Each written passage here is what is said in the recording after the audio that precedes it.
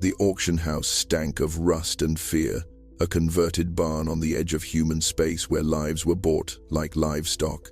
Two alien girls stood on the platform, their blue skin marked with the scars of previous owners, their eyes hollow with the kind of exhaustion that comes from being sold too many times. When the human farmer raised his hand to bid, they didn't hope. Hope had been beaten out of them 3 sales ago, but when the gavel fell and he led them to his truck, the smaller one whispered the words that had never worked before.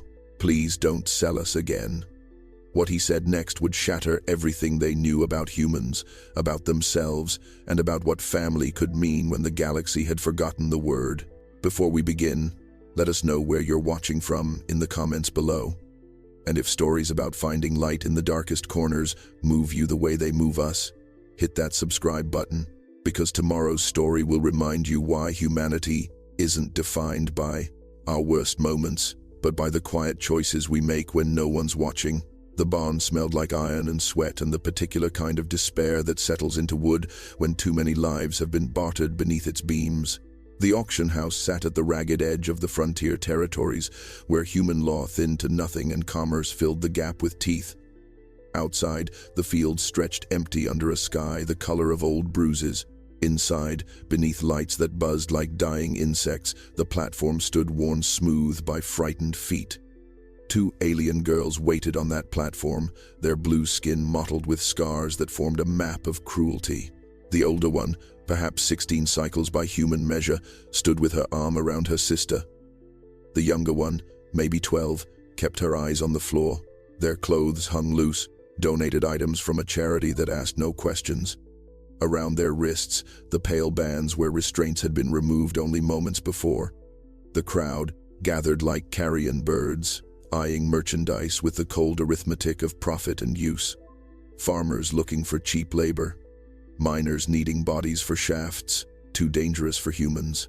Worse things that didn't call themselves by any profession at all. The auctioneer, a man whose belly spoke of comfortable cruelty, ran through the details with practiced efficiency. Healthy, docile, no family to reclaim them. The words landed like stones. In the back, a human farmer stood with his hat in his hands. Thomas Mercer, though no one here knew his name or cared to ask. His clothes were clean but worn, his boots caked with honest dirt. His face carried lines that spoke of sleepless nights and the kind of sorrow that doesn't announce itself. He didn't bid at first, just watched with something in his eyes that looked like recognition, like he was seeing something others missed. The bidding started low. A mining collective opened with an insult of a number. A labor contractor countered. The older twin's grip on her sister tightened. They had learned the rhythm of this. They knew when the bidding slowed, when the gavel would fall, when their lives would change hands again like currency worn thin from too much exchange. Then the farmer raised his hand. His voice cut through the barn's stale air, quiet but certain. The mining collective sneered and raised. He countered without hesitation, back and forth, the numbers climbing until the other bidders fell away, confused by a farmer willing to pay 3 times market value for labor he could get cheaper elsewhere. The gavel cracked like a bone breaking. Sold. The twins didn't look up as he approached the platform. They had learned not to study the faces of their owners.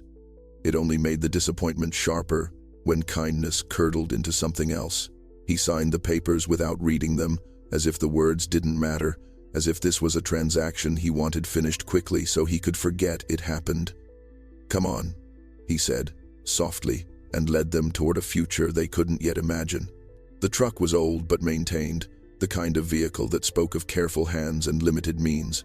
Thomas opened the passenger door and gestured to the bench seat without meeting their eyes, as if he understood that direct gazes felt like threats. The younger twin climbed in first, pressing herself against the far window. The older one followed, positioning herself between her sister and this stranger who now owned them.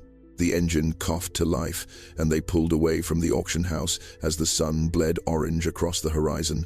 The road unwound through endless fields of amber grain that swayed like a breathing thing. No one spoke. The silence stretched taut between them, heavy with everything unsaid. The twins had learned silence was safer than questions. Questions invited attention, and attention invited pain.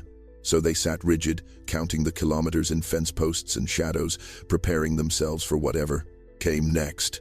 The older twin's hand found her sister's beneath the threadbare fabric of her sleeve, fingers interlacing in a grip that had sustained them through 4 sails and 3 years of existence that felt like drowning. Thomas drove with both hands on the wheel, his jaw working as if chewing words he couldn't swallow. Once, he reached for the radio, then thought better of it. Music felt obscene in the presence of their fear. The truck's heater rattled, pushing warm air that smelled of dust and motor oil. Outside, the world darkened, from orange to purple to the deep blue that precedes true night. The younger twin studied him in peripheral glances, the way prey studies predators. He was older than some of their previous owners, younger than others. His hands were scarred from work, not violence. Though she had learned, that distinction meant nothing.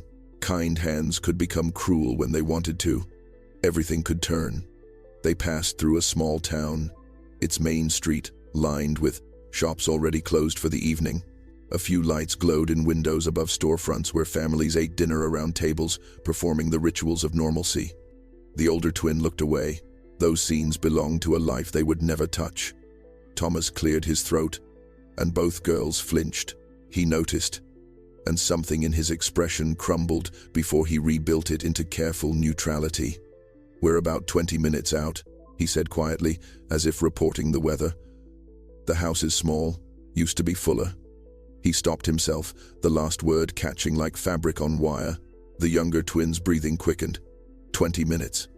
20 minutes, until they learned what he wanted from them, what particular cruelty he'd paid extra to inflict.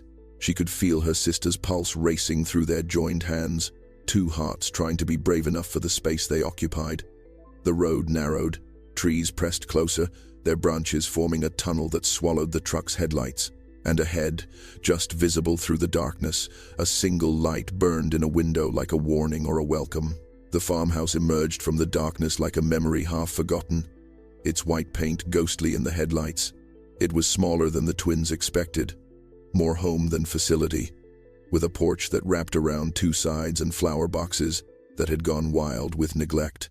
Thomas killed the engine, and the sudden silence felt alive, breathing with crickets and the distant lowing of cattle settling for the night. He climbed out slowly, giving them space to follow at their own pace. The older twin opened the door and helped her sister down, their feet crunching on gravel that had seen countless arrivals and departures. The air here tasted different than the auction house. Cleaner, carrying the scent of turned earth, and something green that grew without asking permission. Thomas unlocked the front door and stepped inside, flicking on lights that revealed a space caught between maintenance and mourning. The furniture was well made, but worn, arranged with a woman's touch that lingered like perfume after its wearer has left the room. Photographs lined the mantel above a fireplace that held the memory of fires. The twins saw them immediately, couldn't help but see them. Those frozen moments of happiness. A woman with kind eyes and copper hair, laughing at something beyond the camera's frame. A little girl, maybe 7 or 8 cycles old, holding up a jar filled with lightning bugs, her smile bright enough to hurt. Thomas, with both of them, his arms around their shoulders, his face carrying none of the weight it now bore. A family that had been whole once, before something broke it. The older twin felt her stomach clench. This was worse than cruelty.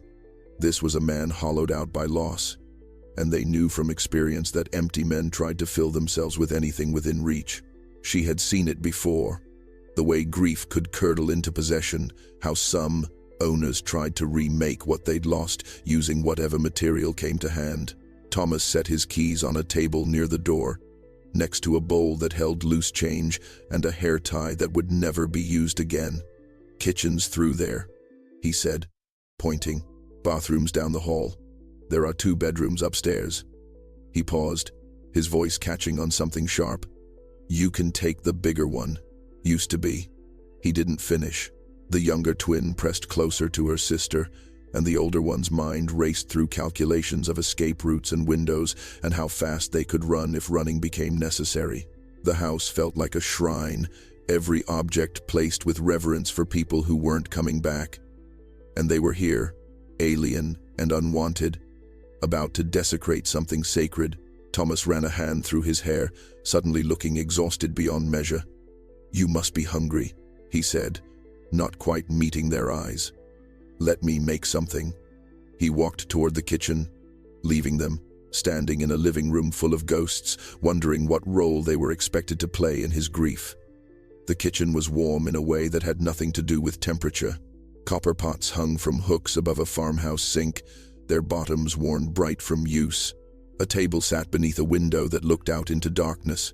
4 chairs arranged around it, though only one showed signs of regular occupation. Thomas moved through the space with the muscle memory of someone who had cooked here 1,000 times, pulling bread from a wooden box, cheese from a refrigerator that hummed like a sleepy animal. The twins stood in the doorway, uncertain whether to enter or wait for permission. Everything felt like a test they didn't know how to pass. Thomas glanced back and gestured to the table with a knife he was using to slice tomatoes. "Sit, please," he said. Not a command, a request. They had learned to distrust the difference. They sat in chairs that were not his, leaving the worn one empty out of instinct. He assembled sandwiches with care, cutting them into neat triangles, pouring water into glasses that caught the light. When he set the plates before them, the younger twin stared at the food as if it might vanish or transform into something cruel. Her sister picked up half a sandwich with trembling fingers, testing its weight, its reality. Thomas sat in his chair and didn't eat, just watched them with an expression that might have been pain or something softer. The older twin took a bite, forcing herself to chew, to swallow, to perform the act of trust even as every instinct screamed. The food was good. Simple and good. That made it worse somehow. The silence stretched until the younger twin couldn't bear it anymore. Her voice came out smaller than she intended, breaking on the edges of words worn smooth by repetition. "Please don't sell us again." She had said it before, to other owners, and it had never mattered. But she said it anyway because sometimes you have to. Speak even when speaking changes nothing. Thomas set down the water glass he'd been holding. His eyes, when they finally met hers, carried something she couldn't name. "Sell you?" he said quietly, as if the word itself was foreign. "I didn't buy you. I bought your freedom." The older twin's sandwich fell from her fingers. The world tilted slightly, rearranging itself around syllables that made no sense. Thomas leaned forward, his voice steady as stone. "This is your home now, if you want it. No chains. No labor I wouldn't do myself. No fear." He paused, and something ancient moved behind his eyes. "I lost my family 3 years ago. Accident on the interstate. Drunk driver. I couldn't save them." His voice cracked but didn't break. "But I could save you. So that's what I did. You're free. You've always been free. The papers I signed. Adoption papers, if you'll have me. But if you want to leave, I'll drive you anywhere. Your choice. Always your choice." The younger twin started to cry, and her sister couldn't tell if they were tears of relief or terror at hope. The bedroom was painted yellow, the color of cautious optimism. 2 beds with clean sheets, a dresser with drawers that opened smoothly, a window that looked out over fields painted silver by moonlight. Thomas had left them there with a quiet goodnight, closing the door without locking it, and that unlocked door felt like the cruelest trick of all.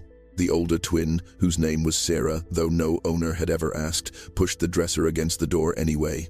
Her sister, Lena, watched from one of the beds, her knees pulled to her chest, blue skin almost gray in the dimness. They didn't turn on the light. Light made you visible, and visible meant vulnerable. "He's lying," Sarah whispered, testing the window. It opened easily. No bars, no locks. 3 meters to the ground, maybe less. They could survive that fall. They always lie at first. Lena's voice was smaller than the room. They always seem. Sarah cut her off, not unkindly. She sat on the other bed, facing the door, her body angled like a question mark ready to straighten into action. "Remember Corvus Station? The woman who said she wanted daughters? Remember what she actually wanted?" Lena flinched. They didn't talk about Corvus Station. Some memories were better left unspoken, buried in the same grave as hope. We sleep in shifts, Sarah said, and it wasn't a suggestion. 2 hours each. If he comes through that door, we go through the window. There's a barn about 50 meters south. We hide there until dawn, then we run. Run? Where? Sarah didn't have an answer for that. They never did. Running was a direction, not a destination. And it was all they had. The hours crawled by like wounded animals. Sarah took first watch, her ears straining for footsteps that never came. The house settled around them, wood sighing as temperature dropped, pipes murmuring in walls. Normal sounds, domestic sounds. They felt obscene. When her 2 hours ended, she woke Lena with a gentle touch. Her sister's eyes opened, already afraid, the way they always did, expecting violence in the space between sleep and waking. Sarah lay down but didn't close her eyes. Sleep felt like surrender, and she had surrendered too many times already. Downstairs, a floorboard creaked. Both girls froze, their breathing synchronized by practiced terror. Footsteps, slow and heavy.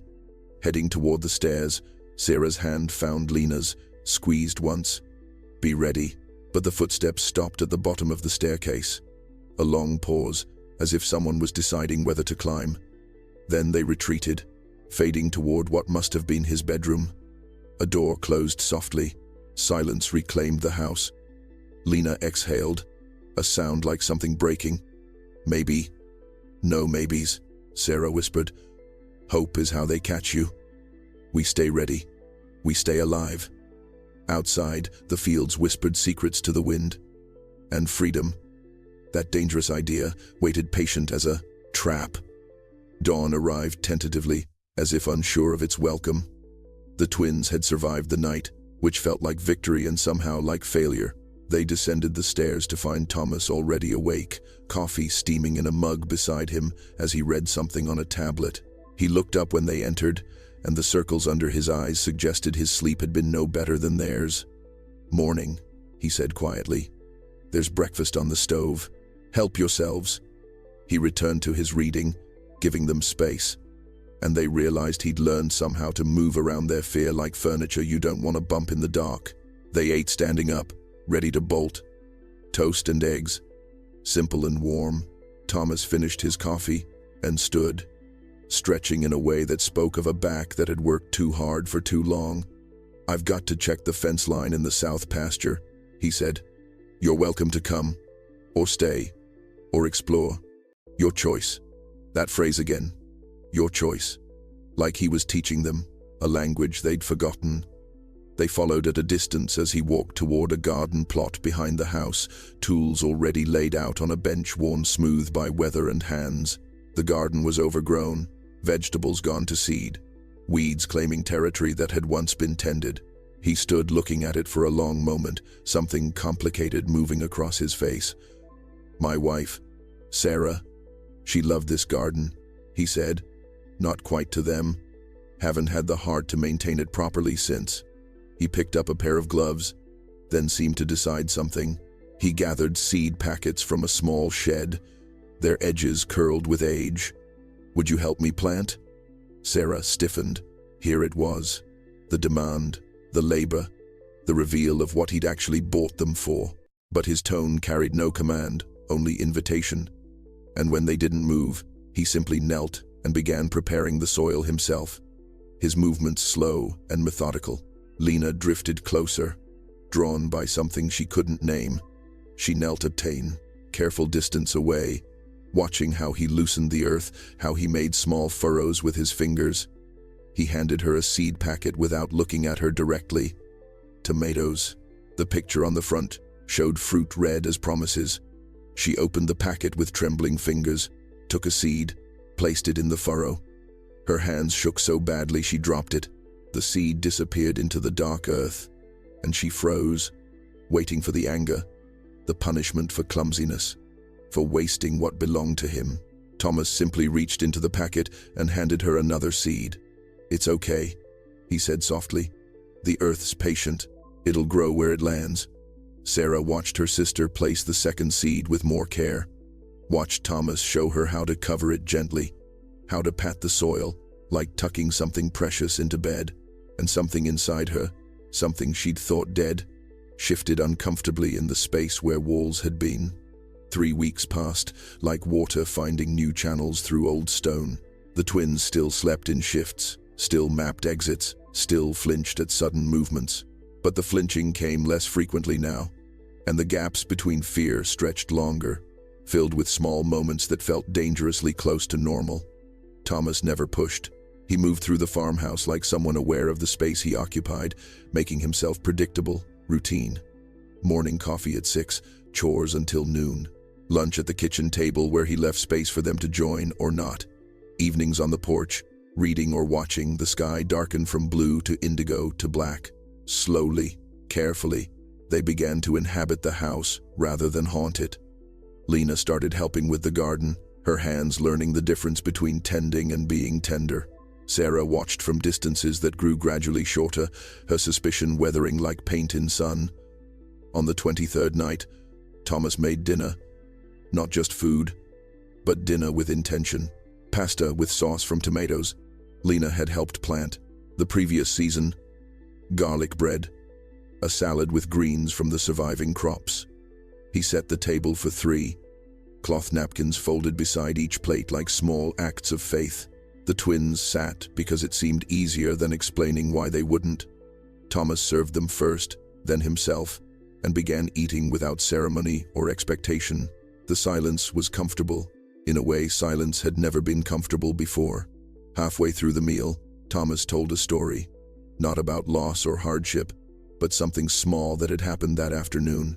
A calf born in the north pasture, all legs and confusion, trying to stand on limbs that didn't yet understand their purpose. The way its mother had encouraged it with gentle nudges, patient as time itself. Took the little guy 47 minutes to figure out standing, Thomas said, a hint of amusement in his voice. Then he tried to run before he'd mastered walking. Went down like a bag of hammers. Lena's lips twitched.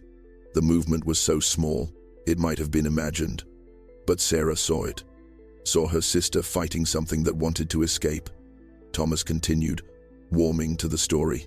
His mama just looked at him like, "Son, what did you think was going to happen?" Had this expression, you know, pure judgment, like she was reconsidering her life choices.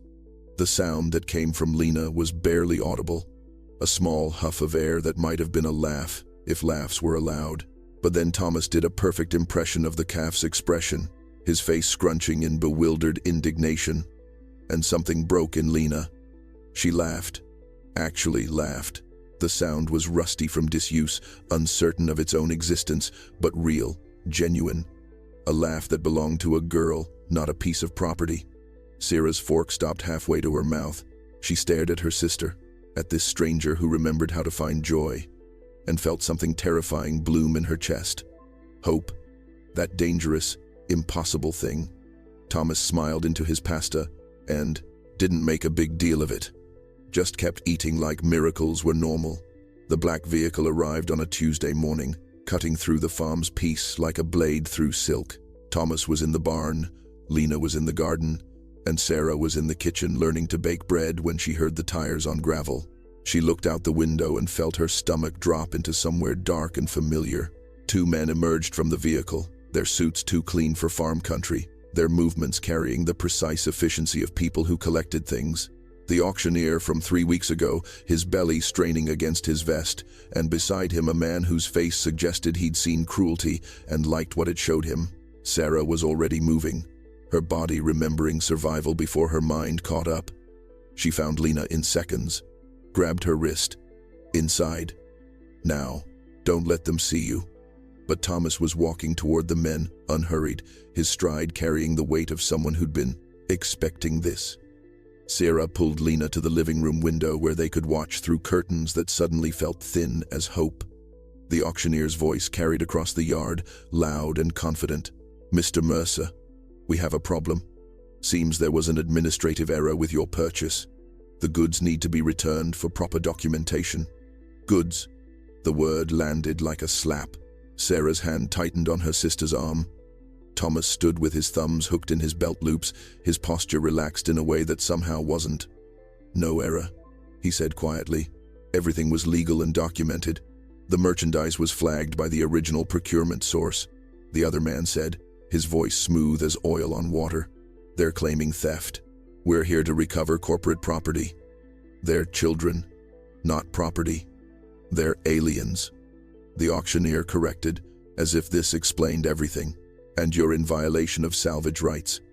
We can do this easy, or we can involve authorities, who'll be real interested in your little adoption fantasy.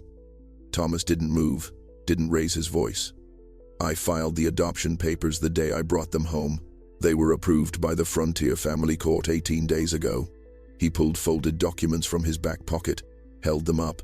Judge Martinson's signature, Federation seal. These children are legally mine, and you're trespassing. The auctioneer's face darkened. Paperwork can be challenged. Judges can be persuaded. You think some farm court judge protects you from the people I represent? No, Thomas said, and for the first time his voice carried an edge sharp enough to draw blood. But this does. He lifted his shirt slightly, revealing a holstered pistol. You're on my property, threatening my family. The frontier territories have opinions about that. Strong ones. Inside, Sarah felt Lena trembling against her. But for the first time since the vehicle arrived, Sarah wasn't calculating escape routes. She was watching a man who'd called them family stand between them and the world that wanted to devour them. The standoff held like a breath before breaking. The auctioneer's hand drifted toward his own jacket, and the air turned sharp with possibility. Thomas didn't move, but something in his stillness suggested he'd already calculated angles and outcomes, and found himself willing to pay the cost. Then Sarah pushed through the front door, Lena behind her, and walked across the porch into the morning light. Thomas's head turned sharply, his expression flickering between concern and something that might have been pride. The auctioneer smiled, victory written in the curve of his lips. There they are, he said. Makes this easier. Come on, girls. Don't make trouble. Sarah stood on the top step, her sister's hand locked in hers, and felt the weight of every moment that had led to this one. She could run. They'd planned it, practiced it, knew every path through the fields that might swallow them. Running was what they knew, what they were good at. Safety was always somewhere else, always the next place, the next escape. But she looked at Thomas, at this man who'd stood between them and violence without being asked, who'd filed papers that meant something even when they couldn't believe in meaning, who'd taught Lena that seeds could grow and that laughter wasn't a crime, who'd given them a word they'd never owned before. Family. No, Sarah said. The word came out steady, louder than she expected. We're not going with you. The auctioneer's smile thinned. You don't have a choice, sweetie. The law says we're his daughters, Sarah interrupted. He showed you the papers. Federation seal. That means something. Even out here. Even to people like you. Bold words for merchandise, the other man said, taking a step forward. Lena's voice was smaller but no less certain. We're not merchandise. Not anymore. Thomas moved slightly, positioning himself between the men and the girls. And Sarah realized he'd do it. He'd actually fight, actually risk everything. For two alien girls he'd known less than a month. The thought was so foreign it hurt to hold. You're making a mistake, the auctioneer said, but there was something uncertain in his voice now. The people I work for can take it up with the Federation courts, Thomas said. I followed the law. If you want to challenge it, there's a process. But these girls aren't going anywhere except back inside to finish making bread. And you're leaving my property. Now. The men exchanged glances, calculating odds and outcomes. 2 against 1 man. But a man on his own land, with legal documents and a weapon. 2 girls who weren't running anymore, who'd chosen to stand. The math didn't work in their favor, and men like them knew when to fold. The auctioneer spat in the dirt. This isn't over. Yes, Thomas said quietly. It is. They watched the vehicle disappear down the long driveway, dust rising like a departing ghost. And when it was gone, Lena whispered the word that changed everything. Dad. The dawn after confrontation arrived gentle as an apology. Light spreading across fields that had witnessed fear and defiance in equal measure. Thomas woke to find both girls already in the kitchen. Lena attempting pancakes while Sarah read instructions from a cookbook propped against a flour canister. They looked up when he entered, and something in their eyes had shifted, walls replaced by windows. "We thought we'd make breakfast," Sarah said, not quite meeting his gaze, "to say thank you. For yesterday. For everything." Thomas's throat tightened. "You don't have to thank me for being your father." The word hung in the air between them, big and strange and perfect.